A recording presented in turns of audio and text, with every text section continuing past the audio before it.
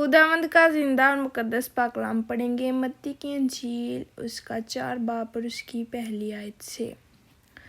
उस वक़्त रूह यीशु को जंगल में ले गया ताकि इब्लीस से आजमाया जाए, और 40 दिन और 40 रात फाका करके आखिर को उसे भूख लगी। और आजमाने वाले ने पास आकर उससे कहा, अगर तू खुदा का बेटा है तो फरमा कि ये पत्थर रोटियां बन जाएं। उसने जवाब में कहा, लिखा है कि आदमी सिर्फ रोटी ही से जीता ना रहेगा, बल्कि हर बात से जो खुदा के मुंह से निकलती है।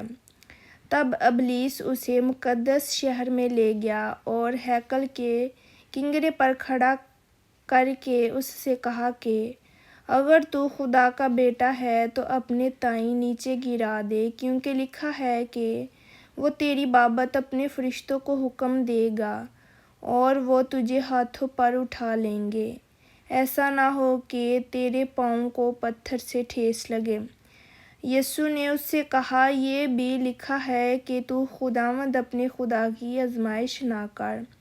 फिर इब्लीस उसे एक बहुत ऊंचे पहाड़ पर ले गया और दुनिया की सब सल्तनतें और उनकी शान व शौकत उसे दिखाई, और उससे कहा, अगर तू झुक कर मुझे सिजदा करे तो ये सब कुछ तुझे दे दूंगा। यीशु ने उससे कहा, ऐ शैतान, दूर हो, क्योंकि लिखा है कि तू खुदावंद अपने खुदा को सजदा कर और सिर्फ उसी की इबादत कर।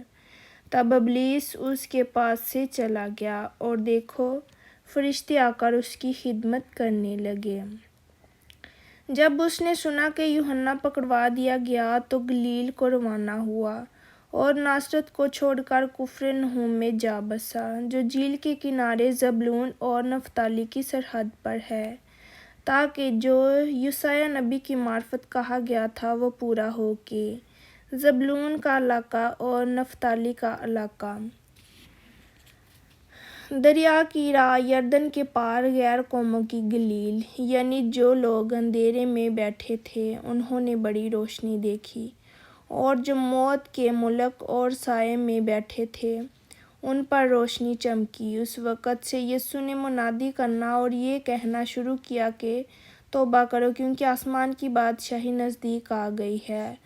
और उसने गलील की झील के किनारे फिरते हुए 2 भाइयों यानी शमौन को, जो पतरस कहलाता है, और उसके भाई इंद्रियास को झील में जाल डालते देखा, क्योंकि वो माहीगीर थे, और उनसे कहा, मेरे पीछे चले आओ तो मैं तुमको आदमगीर बनाऊंगा।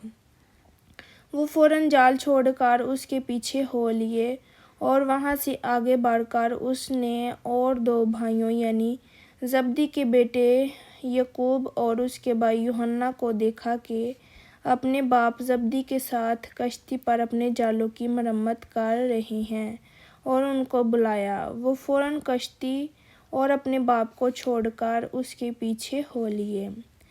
और यीशु तमाम गलील में फिरता रहा और उनके इबादत खानों में तालीम देता और बादशाही की खुशखबरी की मुनादी करता, और लोगों की हर तरह की बीमारी और हर तरह की कमज़ोरी को दूर करता रहा।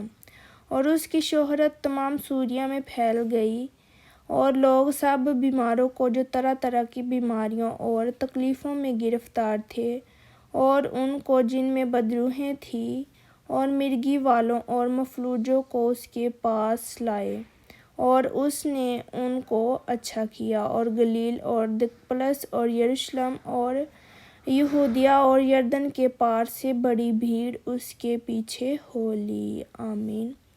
खुदावंद का जिंदा और मुकद्दस पाक कलाम पढ़ा और सुना जाना हम सब के लिए बाइस बरकत हो। खुदावंद का शुक्र हो। आमीन।